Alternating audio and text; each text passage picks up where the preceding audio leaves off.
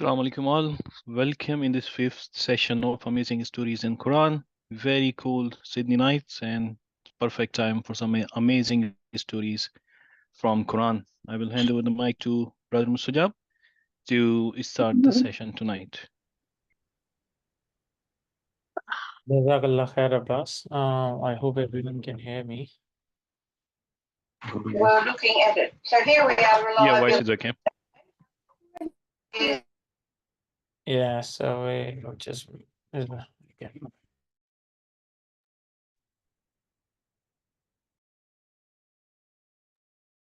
Musajab, please unmute yourself. You're all good. Yeah. Okay. All right.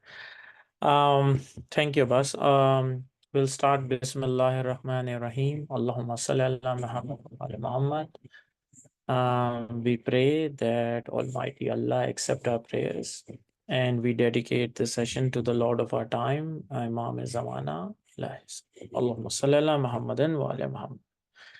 So, like all stories that we have been doing so far, today is another interesting story from the Quran. We will be covering parts of the session of Prophet Moses alayhi salam, also known as Prophet Musa, and covering his interaction with the Pharaoh or Pharaoh, as we call it.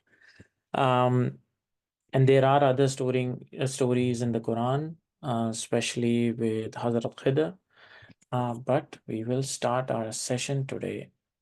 Okay, Allahumma salli ala Muhammadin wa ala Muhammad. Let's start the session. Okay, so where is this story in Quran? So the story is taken from chapter number 26, Ash-Shu'ara, and the verses are 10 to 33. And in this part, Moses and Aaron were sent toward, or Harun as we call it, Musa and Harun, his brother who was a prophet, or Moses and Aaron in English, sent towards Pharaoh as we call it in Urdu, or in the Arabic context as well. Then the second part is where the pharaohs and their magicians, they embrace the truth. And the last part is that Hazrat Musa, Prophet Musa, he rescues the children of Israel. So let's look into it, how it starts. So what does the Quran say about Prophet Musa? So the Holy Quran, and this started at the time of the birth of Prophet Musa alayhi salam. We inspired Musa's mother saying, suckle your son when you become afraid for his life and throw him into the river. Do not be afraid or grieved, for we shall return him to you and make him a messenger. So in this part, the Quran says that the mother of Prophet Musa was told to throw Prophet Musa, the baby, in the river in a small treasure chest, and she put tar around it so that the water doesn't enter, as we'll see it as we go. And she was also told not to grieve, because we will return him as a prophet. So Allah subhanahu wa ta'ala promised that he would be returned as a prophet. The people of the Pharaoh picked the baby without realizing that he would become their enemy and a source of their sorrow.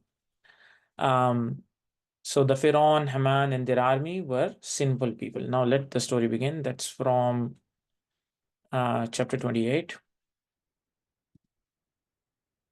So the settlement of Bani Israel in Egypt. So let's start just a little background of how Prophet Musa and his interaction with Bani Israel and all these things and saving them.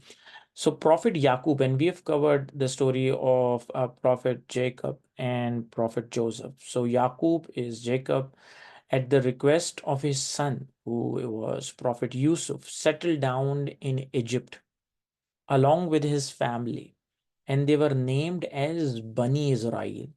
So it was Prophet Yusuf Prophet Joseph, who asked Prophet Yaqub, his father, along with his family to settle down in that area. And this is the starting of the Bani Israel tribe. And gradually they grew in number and they developed into a big tribe. So they became a big tribe.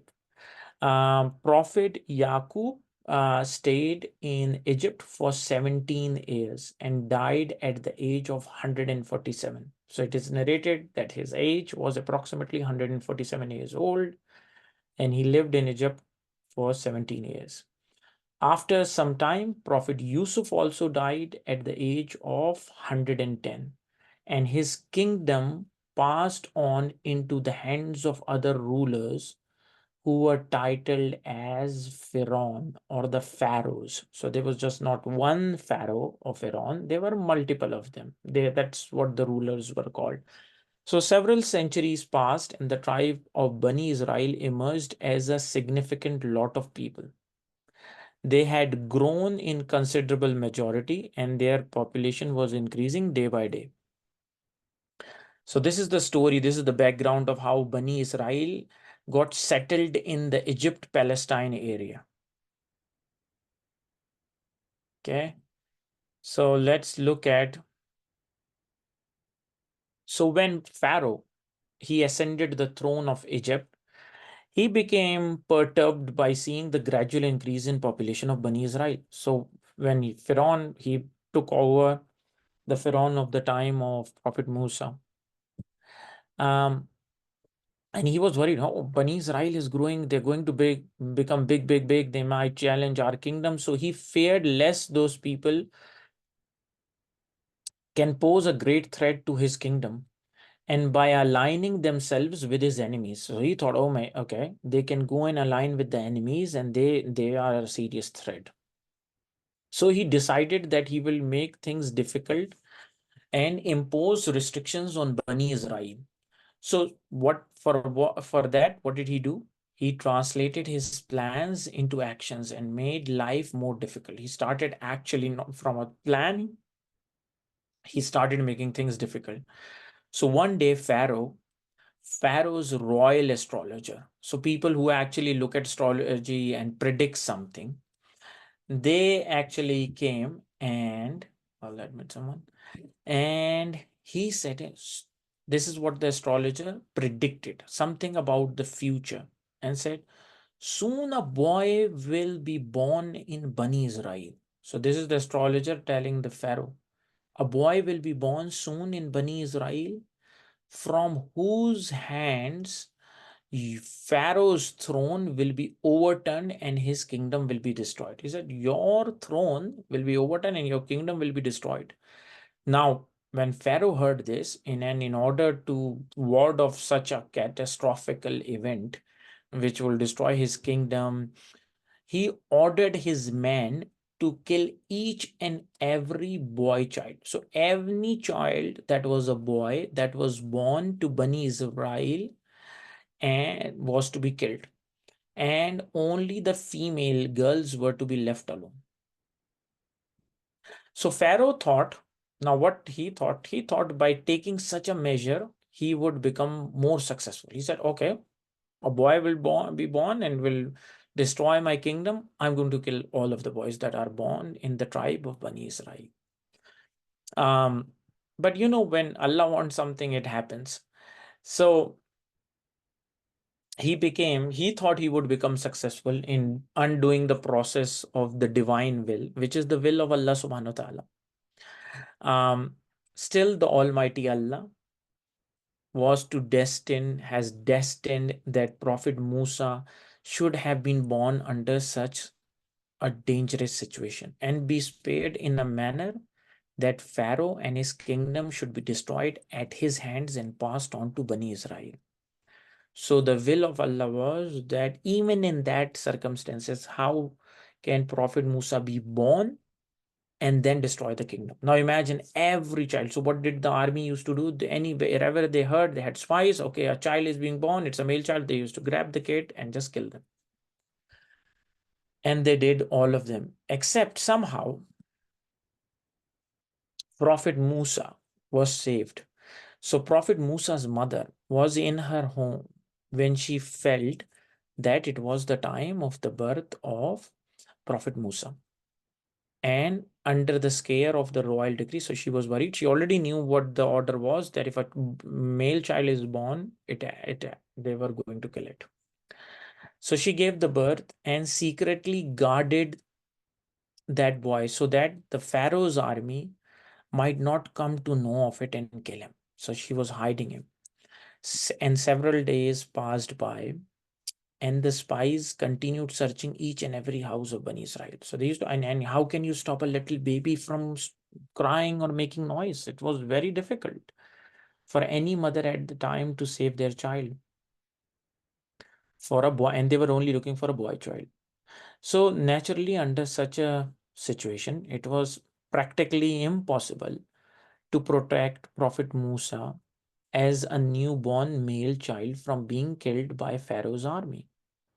Therefore, it was at this critical moment that Almighty Allah inspired Prophet Musa's mother. So, to put him in a wooden box, as you can see in the picture, I've tried to create one. So, you put him in a wooden box and paint it with coal tar. So, the coal tar that was used to make roads and other things, similar tar, was to be painted so that the water doesn't go inside when he's there, and it makes it waterproof. And she put it him, closed it inside, and let it float away in the river Nile. And as we read in the Quran, that's what it was to be sent. Moving forward, Prophet Musa's mother, after she did the same, that little treasure chest or a little boat, after floating on the river Nile, rested near the walls of Pharaoh's palace, where his men picked it up and sent it to Pharaoh. They said, okay, we found this box. They sent it to Pharaoh. Prophet Musa's sister was looking at what was happening to the box from a distance. When the box was sent inside the palace, she became very much perturbed. She was, um, and everyone was looking after and receiving Allah's infinite mercy and his mercy and shadowing Prophet Musa, that somehow how would he be saved? What would happen? And what will happen to this journey that happened? So when the newborn male child, the boy child, was recovered from the box, Pharaoh immediately ordered, let someone in. So what did Pharaoh did? So what did he did? He said, okay, he ordered it to be put to death. But his wife, now because he already knew that a boy uh, would take over and destroy his kingdom. But his wife, whose name is Asiya, she intervened and pleaded with him to spare his life. She said to Pharaoh, please do not kill this beautiful child. We will adopt him as our son. Maybe he proves himself worthy of our expectations. He said, no, he's so beautiful. And let us adopt him, and then he would be like how we teach him things. So Pharaoh decided to spare the life of the child, but the boy was still crying. The boy was crying. So they tried, okay, which of the women can look after and feed the baby boy, but it proved nothing worked. None of the women could make him quiet. So at that time, the Prophet Musa's sister, who was watching at the distance when the treasure box came in, she said, oh, if you permit, I can provide you a woman who can bring up your child quite nicely. At that time, the mother, the real mother of Prophet Musa, was introduced, and she looked after Prophet Musa. And he was happy. He became quiet. And after a period, he started growing. She was then let go. And then he was taken care by the maids and the people working there, and he went up to be a full bloom youthful age. He reached it. After he attained the age, um, the Almighty Allah subhanahu wa ta'ala blessed him with the knowledge and wisdom and bestowed upon him the prophethood. So he was given the prophethood, he was given wisdom, he was given the knowledge. So this is how. Okay. Is the screen changing? Okay. What's happening? Okay. So after the incident happened and Prophet Musa wanted to save a man got killed, and he went away and left the palace of Pharaoh. So I'm cutting short of the story here. And then Prophet Musa reached out to a place. He eventually found his wife, the daughter of Prophet Shuaib, and they used to look after a herd of sheep, which was given to him by Prophet Shuaib. And after a period which was 10 years, as it has been narrated, he left with his wife for Egypt back, his homeland, to meet his mother and sister. So he said, okay, now 10 years passed, I will go. And during their long journey, when the night was cold and the wind was blowing fast, Prophet Musa lost his way. And when the severe winter troubled him and his wife on that night, he suddenly saw a fire glowing from a distance. Obviously, it was cold, and he had his sheep and his wife, and then they saw, oh, it's so cold, and then he saw a fire glowing at a distance. At that time, he said to his wife, I will follow this fire now. Maybe we may find the right way to our destination. The destination was Egypt, because he was going to meet his mother and sister. Or at least I can fetch some fire and give you relief from this cold winter night. So Prophet Musa proceeded towards the direction of the fire. When he reached, and that place is called Mount Sinai, where the fire was glowing, he saw that the burning flames were emitting from the trunk of a green tree. There he saw that neither the tree was affected by the fire, nor was it burning at all. And further, nobody was around there. Now, what did he see? That's so amazing. Look, subhanahu wa ta'ala, Allah can do such great miracles. He saw there was a tree. It was a green tree. So it was not, by green tree means that the tree was green. It was not, usually when the tree is dead and the wood dries off, it can catch fire. But when a tree is alive, it's green, it is hard for it to catch fire. But it had fire, it wasn't burning from it, there was no one around it, and it wasn't affecting the tree. So while Prophet Musa stood there and he was looking at the fire with a desert look, now if you look at a tree and it's not burning the tree, nothing, but there is a fire there, all of a sudden he heard a voice saying, Oh Musa, I am your Lord. Take off your shoes, as you have stepped on a pious and concentrated piece of land. So what was he asked? He heard a voice, take off your shoes. And this is a sacred place. So Prophet Moses, he instantly obeyed the divine command and took off his shoes. And in the meantime, the same voice echoed in that sacred valley and said, O Musa, what is in your hand? Prophet Musa answered, This is my staff. And as we know, that staff will become special, right? So I use it, and he was asked, I use, and he responded with, what does he do with that staff? So he said, I use it as a support while walking on the ground, and I use it in tending the flock of the sheep. So he was, remember in the picture before, there were sheep when he was going out towards Egypt with his wife. And I do several other things, he said. The divine command came and it said, throw that staff of yours away on the ground. He was told that, store your staff away on the ground. So Prophet Musa did the same as he was commanded to do, and his staff then turned into a ferocious looking serpent. You can see it in the picture.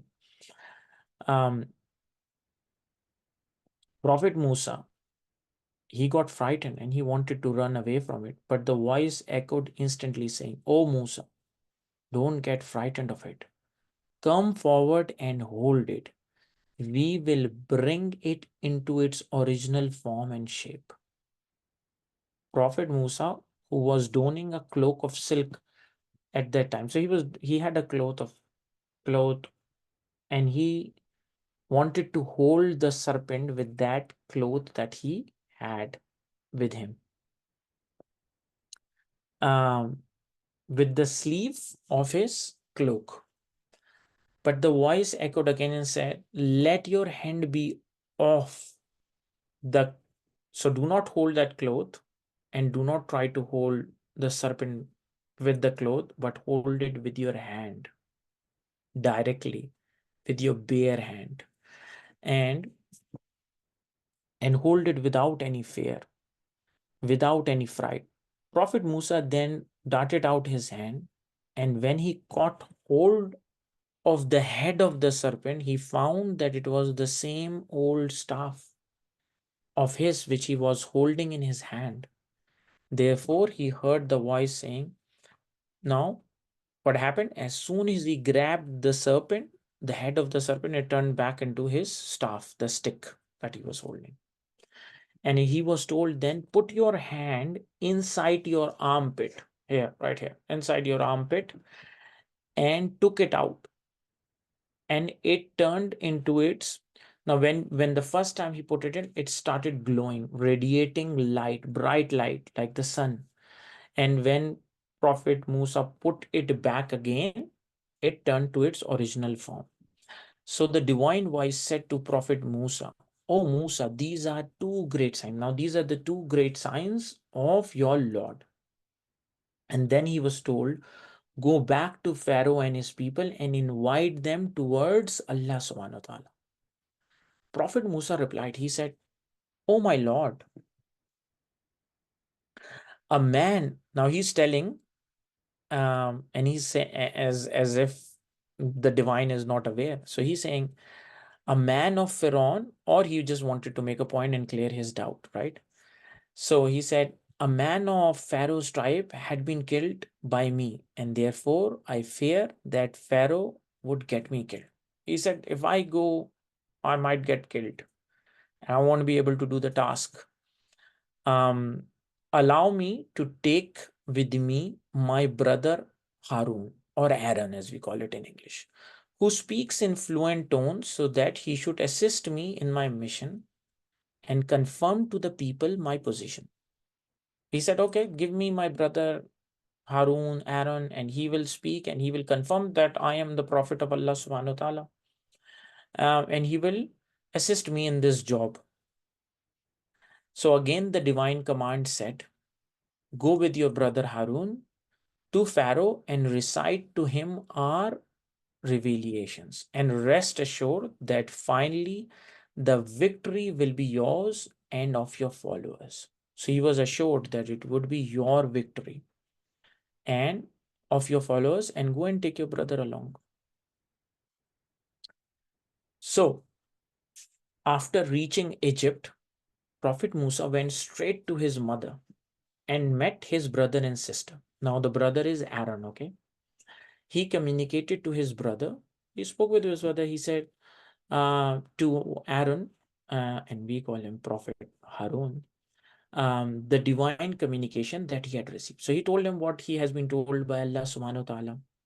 And both the brothers then prepared themselves to go to Pharaoh, while their mother was, she was perturbed, she was disturbed by it. So Prophet Musa's divine assignment, but he had to go because he was ordered by Allah subhanahu wa ta'ala. So thus he went to Pharaoh and informed him of the prophetic mission he was to carry out with full responsibility. Prophet Musa said to Pharaoh, and you can see in, I've got a picture of the court of Pharaoh where he's sitting, and there are courtiers and his minions are there. Prophet Musa said to Pharaoh, he said, I'm the messenger and the prophet of Allah subhanahu wa ta'ala, the Lord of the worlds. And it will be in the fitness of things if I should say nothing more or less than the truth. So he said, I will only speak the truth. I have come to you with clear proofs of Allah's commands to guide you to the right path. You should better set Bani Israel free. Now he's saying, let Bani Israel free, because he was tormenting them and subjugating them to evil things. And please let them be free and let them come along with me. So what did Pharaoh do? He just said, okay, yeah, sure, why not take it? No, he said, he looked down at Prophet Musa with contempt and asked him, who is your Lord? Prophet Musa replied, my Lord is that one who decently created his creatures and guided them with secrets of leading a good life. Pharaoh said, now this is the dialogue that is happening between Prophet Musa and Pharaoh. So Pharaoh said, did we, now he's saying to him, he's reminding Prophet Musa, he said, did we not bring you up from your infancy, from when you were a baby, and provided you all comforts? Were you not living with us for several years? What is this all about which you talk? Prophet Musa replied, he said, are you trying to remind me of the favor you did to me for bringing me up in your house? The fact is that all that you did to me was due to your cruel action against Bani Israel, as a result of which my mother had to throw me away into the water of Nile, much against her will, and to pass her days in abject agony. She was disturbed, she was sad. Pharaoh now said, he said, despite all the favors that we have done you, you happen to be a criminal because you had killed one of our men and escaped from here. He said, we did a lot of favors to you and you just killed one of our guy and you ran away from here, you escaped. So Prophet Musa replied, the day the incident, now he's saying that incident accidentally took place, as it was not my intention to kill the man.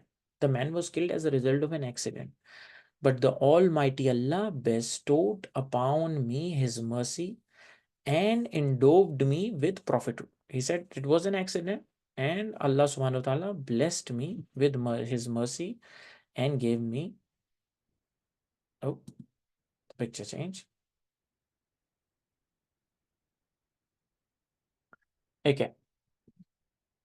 Prophet Musa then said to Pharaoh, I am the messenger and the prophet of the Lord of the worlds, and it will be in your interest that you listen to me. Okay. So now going back to the point, Prophet Musa replied.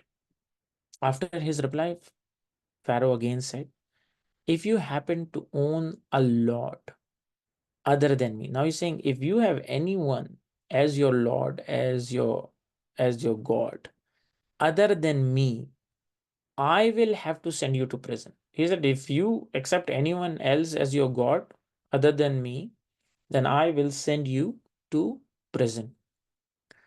And since the dialogue was taking place in the open court, as you can see, there are people sitting, other people were hearing this dialogue. The Pharaoh, he felt very small before his courtiers and other present there. He therefore, what did he do? He sent his operatives among the people to propagate that he would soon proceed to the heavens with a large army. He said, I would go to the skies with a large army to fight against the God, the Lord of Musa. And he deputed his minions, whose name was Haman, and to erect a very tall building. He said, make a very tall building, hoisting in the sky from the rooftop, from which we would fight against Nauzubillah Allah. So he said, we will go to the top of the roof and we will fight Allah. That was his plan. So this plan was actually of misguiding the people, did the trick quite well. So he was misguiding that, okay, instead of being small, and the people started believing in that, okay, maybe the people who were worshipping or accepting him as Lord, they got under his trick. And perhaps Pharaoh himself, he thought maybe, okay, maybe I have something special in his mind. Or he was not such a fool to be convinced of his own divinity, that he was not divine, but it was his shrewd plan, it was his clever plan of befooling, to making fool of the people in order to distract their attention from Prophet Musa's call to Allah. Now, Prophet Musa is calling everyone to Allah, so he wanted it to be distracted. So, moving on, the Holy Quran says, if you will take a Lord besides me, I will not. I will most certainly make you one of the imprisoned. This is in Surah Shura, and it's 29 to 33 ayats. What I just told you in the story. So now Pharaoh, in order to let Prophet Musa down before the eyes of the people, he came to threats and intimidation. Now he wanted people, okay. And ultimately he said to Prophet Musa, if you do not stop making bizarre claims of your prophethood and accept any Lord other than me, I will have you imprisoned. Prophet Musa replied, even if I happen to possess a clear proof of my claim. Pharaoh said, what is that proof? He said, what if I show you a proof? And he said, okay, what is that proof? Prophet Musa threw his staff on the ground and it suddenly became a ferocious serpent. Seeing that, Pharaoh got frightened. When he saw that, okay, he got frightened and thought, he said, do you have any other miracles also? Now, Prophet Musa took his palm under his armpit, and when he withdrew it from there, a brilliant light was coming out of it, which we saw that Allah subhanahu wa ta'ala gave him these two things. There would have been no excuse for Pharaoh to disbelieve these miracles had he be a man of average intelligence or common sense. Otherwise, he would have bowed before, after seeing these signs, he would have accepted Allah subhanahu wa ta'ala and given up his rebellious attitude. But he was so much power drunk, he was under the influence of his power, that he stupidity thought that he would succeed in his wicked intentions. So he charged Prophet Musa with trickery and said to people that both Moses and Aaron, which is Musa and Harun, are great magicians. They are magicians. They want, and he said they want to oust you guys from your own homeland by their magical spells. So Pharaoh's ministers and other people in there asked him, they said, okay, why don't you detain Prophet Musa and his brother till we get magicians from all over the country, and they summoned all of them and they will outwit them. He said, okay, this is just a magic spell. We can get people, magicians, who will do a magic trick similar. So Pharaoh, he said, oh, that's a good idea. I'm going to do that. So after some time, the magicians and tricksters were called from all over the country in the court of the Pharaoh, and they cheerfully accepted to perform their magical feats to counteract the so-called magical charm of Prophet Musa. A day was fixed for such a spectacle at a big, so there was a big, like a theater where people was watching, like a colossal stadium, and a large number of onlookers could watch the contest. So some of the tricksters, the magicians, threw away the cords. They threw cords on the ground. Now the cords turned into something like a snake. But it's because it's a trick. So the trick was, what they did was, the cord was filled with mercury. And when mercury came interacted with the rays of the sun from inside, it expanded the mercury to look as if serpents were creeping on the ground. So it looked like, okay, these cords are creeping on the ground because of the mercury expanding within it, because of the heat of the sun. So, And after showing these tricks, they were so sure of their success that they shouted victory for themselves. They thought, okay, wow. And everyone's like, so when the magicians and they have finished their performing their feat, Prophet Musa threw his staff on the ground. It instantly turned into a huge serpent and devoured all cord-like serpents which the magicians had produced. So they didn't produce actual snakes or serpents. They had just this trick of cords. So that serpent of Prophet Musa, it just swallowed everything. And when the magicians and all the tricksters, when they saw Prophet Musa's action was something like a divine miracle, and their trick and magical spell could stand in no comparison with it, as if they were experts in their own field. So they were experts in performing these tricks and magicians, and they could comprehend the difference between a miracle and a magic. So they instantly knew, okay, this is no trick, this is a miracle. So therefore, all of them prostrated themselves on the ground to Allah subhanahu wa ta'ala, and they declared, we embrace the fate of Prophet Musa and Prophet Harun. So what did they say? Okay, we accept the faith of Prophet Musa and Prophet Harun. We accept the Lord of Prophet Musa, which is Allah subhanahu wa ta'ala. But Pharaoh said to them, so soon you have yielded to them without taking my permission? He said, how dare you yield and prostrate and accept Prophet Musa and his Lord without even taking my permission? After all, Musa is a greater magician than you. So he's not accepting that he is a prophet. He's saying he's just a greater magician than you, and I will punish you for your betrayal. I will chop off your hands and feet and ultimately send you into the gallows. That's what the Pharaoh threatened them. But they replied to Pharaoh, and he said, what did they say? We are not scared of your threat. We have now returned to Allah subhanahu wa ta'ala, and we will die for his sake. We are sure Allah will forgive us our sins and bless us with eternal peace. Okay. So this is what happened in that court. At that time, they wanted to punish Prophet Musa. So a man stood up and he said, I have to change the slide. Okay. So this pious man, he stood up against and he wanted to defend Prophet Musa. So when Pharaoh failed in his maneuvering and found that his people's faith had been shaken, and a lot of people were shaken, okay, these magicians have accepted it, and surely it must be something else and it's not magic. So he consulted his courtiers and hatched a plot to assassinate Prophet Musa.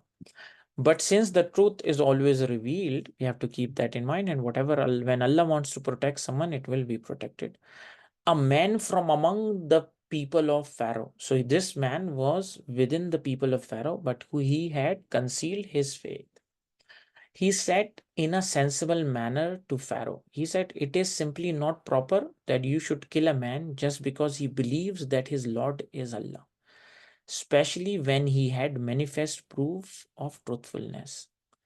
If you think that he had made a false claim, it will not harm you. He said, if you think he's just made a false claim, nothing will happen to you but himself. But if he speaks the truth, Allah's wrath will befall on you. He said, but if he is saying the truth that there is the Lord of the worlds, Allah subhanahu wa ta'ala, then his punishment will come for you. And Allah does not guide the misguided, the liars and the transgressors. So, O people, it is true that today you are holding power, but if Allah's torment befalls us, who would be responsible to defend us? He said, if Allah starts punishing us, then who will defend us? And then he said, I fear that due to transgressions and evil deeds, you will be punished by Allah like the people of Prophet Nuh, Ad and Thamud, and those who came after them. He reminded them of the old people, old tribes, and the belonging to Prophet Nuh's Ad time and Thamud's time, and how they were punished. Though the people of Pharaoh listened to the pious men's preaching, yet they tried to distract him from the right path and threatened him with dire consequences. So, after hearing this sermon, the people became greatly annoyed with him and they tried to kill him. But it was Allah's mercy which saved him from their clutches, and he was blessed with happiness and prosperity in this world and the hereafter. And despite whatever Pharaoh wanted to do, Prophet Musa did not stop. He went ahead and intensified his campaign of calling the people towards Allah. But Pharaoh's oppressive tactics against Bani Israel remained there. He still tortured the Bani Israel people and there. So, in the meantime, Allah sent his punishment. And Allah revealed to Prophet Musa that command Pharaoh that the wrath of Allah that would soon befall him. But Pharaoh was warned accordingly, but he was under the spell of his power and might. He thought, oh, I've got too much power, what can happen? But since Allah was merciful to his creatures, he took a lenient step in making the people of Pharaoh's experience milder form of torment. Allah could have just destroyed everything, right? So hence the country was hit by famine, which means there were no crops could be grown up. There were swarms of locusts. Locusts come and they can eat away fruits and crops, and there's nothing left for people to eat. The river was flooded, which brought about devastation. It destroyed everything around it. People got afflicted with tumors. The water of the river Nile turned into blood red. And when these things started falling on the people, they came running to Prophet Musa with the request to pray to his Lord for relief. They said, okay, if you promise, we will accept Allah. But as soon as the punishment was to the wrath was lifted off, they went back to their old habits of polytheism and transgression. So this is the last part. So the Quran says, we commanded Musa, journey by night with our creatures and strike a dry path for them through the sea. Do not fear for being overtaken by Pharaoh, nor have dread of anything. So the Pharaoh followed them with his army. And with Allah's grace, Pharaoh and his people were about to face the punishment. So Prophet Musa, what did he do? Was he got Bani Israel assembled and they departed for the holy land of Palestine. He had not yet covered much distance that Pharaoh came to know of his departure. So Pharaoh know, okay, they have left, and he's prepared his army, and he, with a large army, chased Prophet Musa and his people. So when Bani Israel, following Prophet Musa, had reached the shores of Red Sea, as we call it Red Sea, it's not red, it's the name is called Red Sea. They saw Pharaoh and his army approaching them. They became frightened of their death at the hands of Pharaoh. They started reminding Prophet Musa of his promise that you said we will be protected, nothing will happen to our Prophet Musa. Asked them to be patient. He then, at Allah's behest, he struck the sea with his staff, the same staff that turns into a serpent. When he struck the sea, the two part of the water separated and a dry path across the sea was created. Prophet Musa and his people walked on the dry road across the sea and they passed on to the other side of the shore. And when Pharaoh and his people they came chasing, first they were scared because the sea was separated and they were going between the Red Sea. It wasn't even a lake or anything, so they were scared. And when they saw, okay, they've reached the other part, we can just follow them. As soon as they came in between, that dry path disappeared and the army of Pharaoh and along with Pharaoh, they all died. And it is said just before dying, the Pharaoh saw the angel of death staring at him in his face, and he saw the greatness of Almighty Allah. And it is said that he offered his repentance to Allah and said, I declare that there is no God except Prophet Musa is God and Almighty Allah, and I am one of the believers. But it was a futile. When the angel of death comes, you can't rescue himself. He wasn't able to rescue himself. And he was punished for it. So, and then Almighty Allah threw the bodies of the army on the seashore so that the people should learn a lesson. That is the end of the story of Prophet Musa alayhi salam and Prophet Aaron with the Pharaoh. May Allah accept our wishes and may Allah accept this effort. Allahumma salli ala Muhammadin wa ala Muhammad. So I'll take questions if anyone has any questions.